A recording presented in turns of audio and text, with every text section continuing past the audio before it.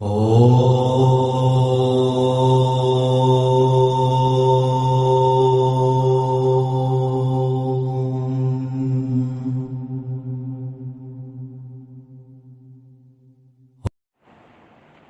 ओम सबको सादर नमस्ते जी।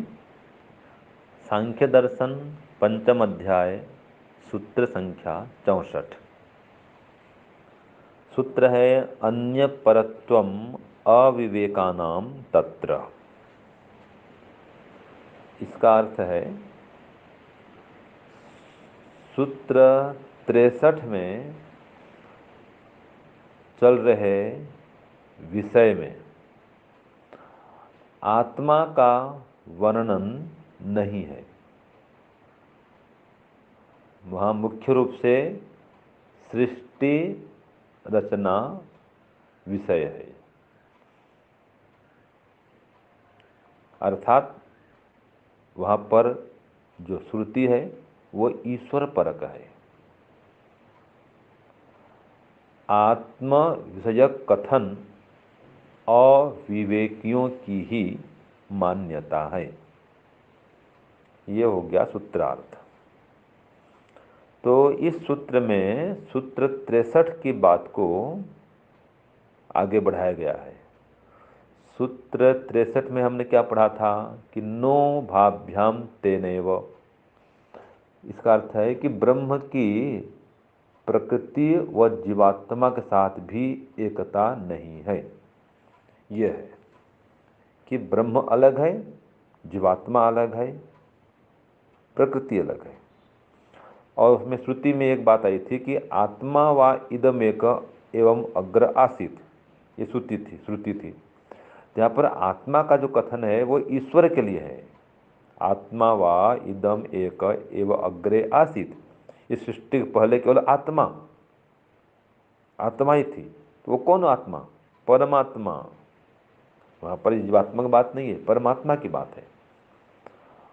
तो उस श्रुति में आत्मा का विषय नहीं है या आत्मा का वर्णन नहीं है। उसमें आगे हम पढ़ेंगे तो पाएंगे वहाँ पर तो सृष्टि रचना का विषय है, वो परमात्मा का कथन है। जैसे इसमें आता है आत्मा वा इदम एक एव अग्र आसीत न अन्य किंचन, और कुछ नहीं था। फिर आगे आता है स इच्छते लोकानुसृजायति। और उसने इच्छण किया कि मैं संसार को बना दूं, सृष्टि रचना कर दूं। अब ये कौन विचार करेगा? परमात्मा करेगा। सृष्टि बना दूं ये कथन तो जीवात्मा नहीं कर सकता।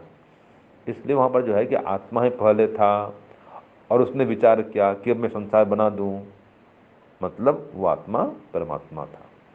तो सृष्टि से पहले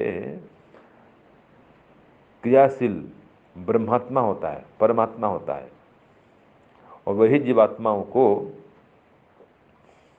उनके कर्मानुसार फल देता है।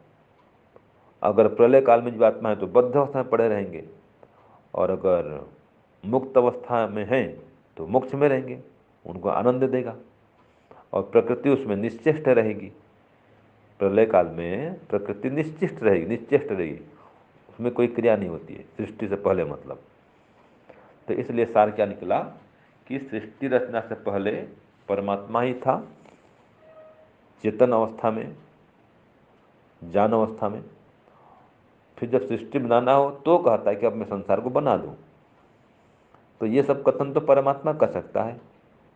और इसलिए वहाँ पर जो शब्द आया था कि आत्मा व इदम एक एवाग्रासित, कि उसमें केवल आत्मा ही था, तो वहाँ पर आत्मा का कथन केवल परमात्मा के लिए है। परमात्मा ही था जो संसार बना दूं कहता है, जीवात्मा ऐसा नहीं कह सकता है। तो ये सूत्र 64 की सूत्र 63 के साथ में संगति है। तो दोनों सूत्रों को पढ़ेंगे तो समझ में आ जाएगा कि सूत्र 63 में जो कहा गया कि ब्रह्म की प्रकृति और जीवात्मा के साथ एकता नहीं है, तो ये एकता नहीं है कि ब्रह्म तो जगत को बनाता है और जीवात्मा के लिए जगत को बनाता है और प्रकृति से जगत को बनाता है। इसलिए तीनों अलग अलग है। ब्रह्मात्मा जो ब्रह्मात्मा है, परमात्मा है, वो जगत का निमित्त कारण है, और जो प्रकृति है वो उपादान कारण है, वो कच्चा माल है संसार का। तो ये हमें समझना चाहिए।